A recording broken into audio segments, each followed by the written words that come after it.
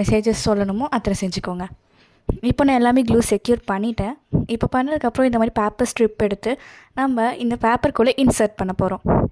இப்போ இந்த மாதிரி இன்சர்ட் பண்ண உடனே மேலே இன்னொரு அந்த செட் ஆஃப் பேப்பர் வச்சு அந்தக்குள்ளே க்ளூ அந்த ஸ்ட்ரிப்பில் தடவிட்டு அந்த ஸ்ட்ரிப்பை வந்து அந்த மேலே வச்சுருக்க அந்த பேப்பர் உள்ளே இன்சர்ட் பண்ணணும்.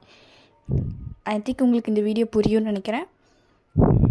இந்த மாதிரி நம்ம எல்லாத்துக்குமே ரிப்பீட் பண்ணணும்.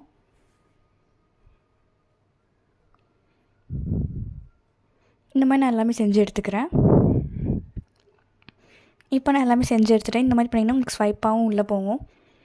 அடுத்து இந்த மாதிரி ஒரு ஷீட் எடுத்துக்கோங்க.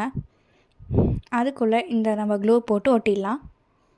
பேக் சைட் க்ளூ போட்டு நீங்கள் ஸ்டிக் பண்ணிடுங்க. ஸ்டிக் பண்ணிவிட்டு உங்களுக்கு பிடிச்ச மாதிரி டெக்கரேட் பண்ணிக்கலாம், இல்லைனா உங்களுக்கு பிடிச்ச மாதிரி எழுதிக்கலாம். நான் வந்து சும்மா ஹாப்பி மதர்ஸ் டேன்னு எழுதிக்கிட்டேன் மேலே.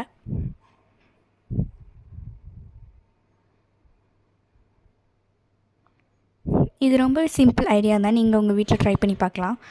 ஜஸ்ட் உங்களுக்கு 10 மினிட்ஸில் ரெடி ஆயிரும்.